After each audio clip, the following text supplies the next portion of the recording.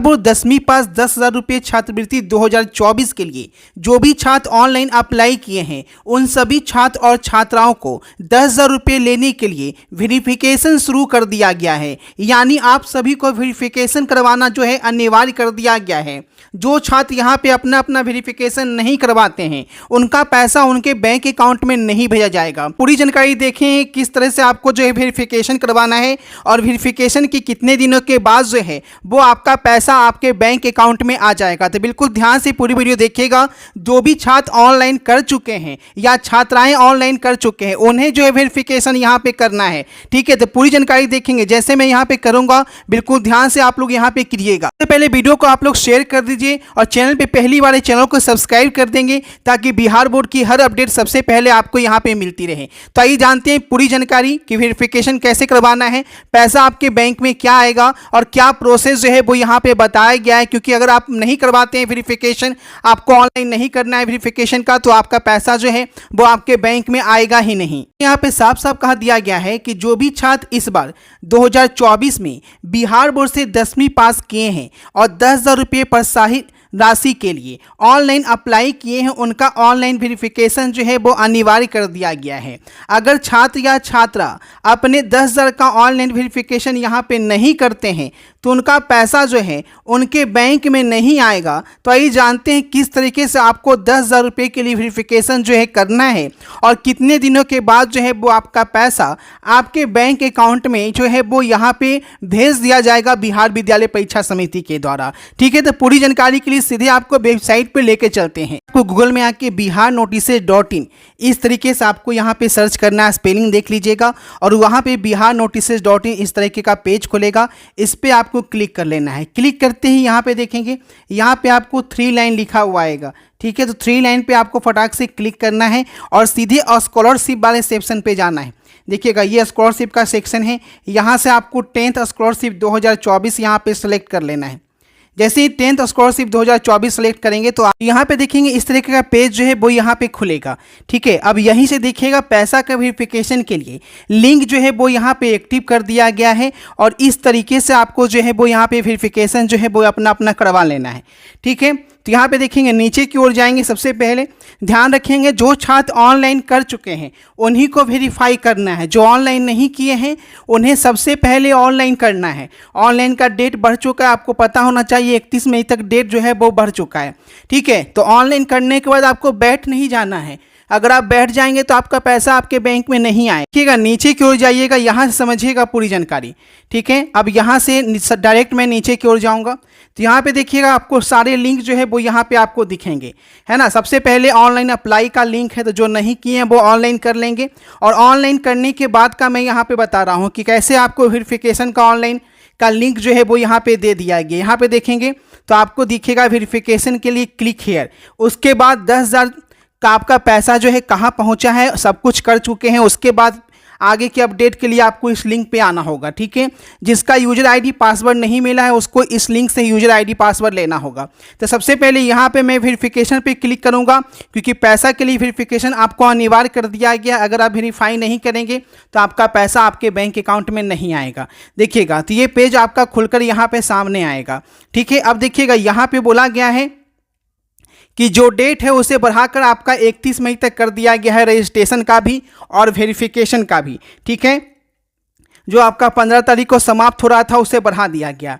उसके बाद बोला गया कि ऑनलाइन पंजीकरण करते समय वही विवरण दर्ज करें जो आपके बोर्ड के एडमिट कार्ड पे है। बहुत सारे छात्र क्या गलती किए हैं जिनके कारण उनका वेरिफिकेशन कैंसिल हो रहा है कि बोर्ड के एडमिट कार्ड पे नाम कुछ और है, नाम की स्पेलिंग कुछ और है ना। जो आपका 10th का एग्ज़ाम दिए हैं उसके एडमिट कार्ड पे नाम की स्पेलिंग कुछ और है, आधार कार्ड में नाम की स्पेलिंग कुछ और है और जो बैंक अकाउंट दिए हैं उसमें नाम की स्पेलिंग कुछ और है, जिस वजह से उनका वेरिफिकेशन जो है वो यहाँ पे कैंसिल हो जाएगा और उनका पैसा डीबीटी के माध्यम से उनके अकाउंट में नहीं आएगा। दूसरी बड़ी चीज़ यहाँ पे ये बताई गई है कि सभी छात्राओं को सूचित किया जाता है कि जिनका भी आधार आपके बैंक खाते से सीडेड नहीं है डीबीटी के लिए वो बैंक से तुरंत संपर्क करें। इसके लिए मैंने स्पेशल वीडियो दे रखा है और कैसे आधार सीडिंग करवाना है। ठीक है, उसके लिए मैंने आपको वीडियो दे रखा है, तो वो वीडियो देख लीजिए, डिस्क्रिप्शन में मैंने लिंक यहाँ पे दे रखा है। क्योंकि बिना आधार सीडिंग के खाता से आपका आधार जो है अगर सीडिंग नहीं रहेगा तो पैसा जो है नहीं आएगा। बहुत लोग समझ लेते हैं कि आधार से लिंक ही आधार सीडिंग होता है, तो ऐसा बिल्कुल नहीं है। आधार सीडिंग और खाता से आधार लिंक दोनों अलग अलग चीज़ें हैं, है ना। ऐसा मत समझ लेना कि मेरा बैंक आधार से लिंक है इसका मतलब आधार सीडेड हो गया, ये दोनों अलग अलग चीज़ें हैं। जिनका भी बैंक अकाउंट आधार सीडेड के साथ सीडेड नहीं है उनका भुगतान नहीं किया जाएगा किसी भी हाल में, भले ही उनका रेडी फॉर पेमेंट स्टेटस में लिखा हुआ आ रहा है लेकिन फिर भी नहीं किया जाएगा। बैंक खाता को आधार से सीड करने के बाद कम से कम 15 दिन तक आपको इंतजार करना है। आपका अकाउंट स्टेटस आपका जल्द जो है वो यहाँ पे चेक किया जाएगा, ठीक है। उसके बाद देखिएगा नीचे की ओर जाइएगा तो आपको लिंक जो है वो यहाँ पे मिलेगा, है ना। सबसे पहले देखिएगा list of student ready for payment, registration pending, किनका रजिस्ट्रेशन पेंडिंग चला गया है, सही से पेमेंट, सही से डॉक्यूमेंट्स नहीं सबमिट करने के कारण, या बैंक में जो नाम के स्पेलिंग है या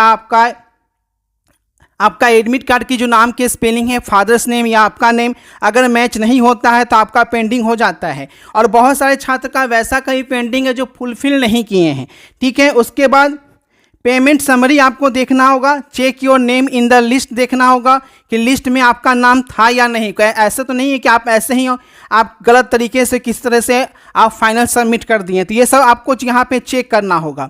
चेक करने के बाद जो है वो आपको सब कुछ कर लेने के बाद, है ना, इतना कर लेने के बाद आपका वेरिफिकेशन जो है वो आपका हो जाएगा, ठीक है। वेरिफिकेशन कितने दिनों में हो जाएगा, तो अगर सब कुछ क्लियर कर देते हैं तो 10 से 15 दिन के अंदर आपका वेरिफिकेशन जो है वो हो जाता है, ठीक है। वेरिफिकेशन होने के बाद जो है आपको फिर से यहाँ पे आके अपना लिंक जो है वो यहाँ पे चेक करना होगा, 10,000 रुपये का स्टेटस, जिसके लिए अलग से लिंक मैंने यहाँ पे लगा रखा है।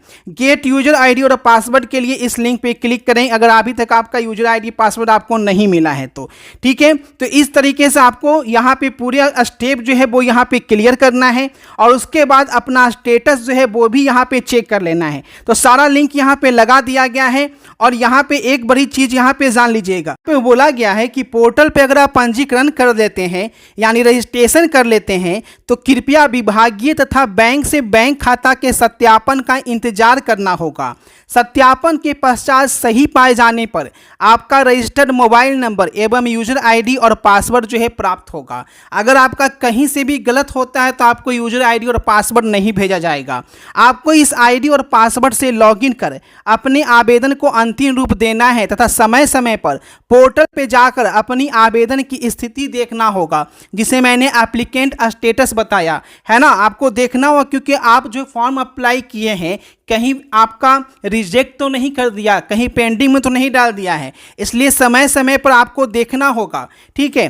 त्रुटि रहने पर आपको ईमेल के माध्यम से सूचित करना है ना।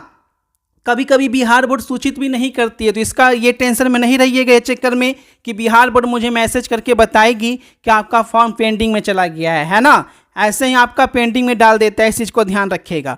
अपने आवेदन को अंतिम रूप के बाद आप विकल्प में पोर्टल पर जरूर जांच करें, है ना। बहुत सारे छात्र क्या करते हैं, ऑनलाइन करने के बाद जांच नहीं करते हैं। कृपया यूजर आईडी और पासवर्ड, आधार, मोबाइल नंबर, ईमेल किसी अन्य से शेयर ना करें। सबसे बड़ी गलती यही कर लेते हैं, है ना, क्योंकि यहाँ पे बहुत सारे छात्र क्या करते हैं, साइबर कैफे से करवाते हैं और सब कुछ उसके सहारे छोड़ देते हैं और उसको शेयर कर देते हैं, जिसके कारण क्या होता है कि गलत फॉर्म फिल हो जाता है और रिजेक्ट जो के चांसेस जो है वो यहाँ पे बढ़ जाते हैं। तो आप लोग अपना ये डिटेल जो है किसी से शेयर न करें, ये बिहार बोर्ड ने साफ साफ यहाँ पे मेंशन किया है, आप लोग भी यहाँ के आके पढ़ सकते हैं, ठीक है। तो यहाँ पे देखिएगा जब आप वेरिफिकेशन पे क्लिक करेंगे तो डायरेक्ट ये जो है वो आपका यहाँ पे खुलकर सामने यहाँ पे आ जाएगा। ये चीज़ यहाँ से आप लोग डायरेक्ट आके यहाँ पे देख लेंगे पूरी जानकारी को, ठीक है। और उसके बाद जो है जैसा कि आपको बताया गया है, आपको 10,000 रुपये का चेक का लिंक यहाँ पे दिया गया है। इस पर आके अपना जो सारा कुछ कर लिए हैं वो आप यहाँ से अपना स्टेटस देख लीजिएगा कि आपका पैसा कहाँ तक पहुँचा है और जिनको यूजर आईडी पासवर्ड नहीं मिला है इस तरीके से। तो ये सारा काम जल्द से जल्द जो है वो आप क्लियर कर लीजिए, क्योंकि लास्ट डेट जो है वो आपका 31 मई तक रखा गया है ना।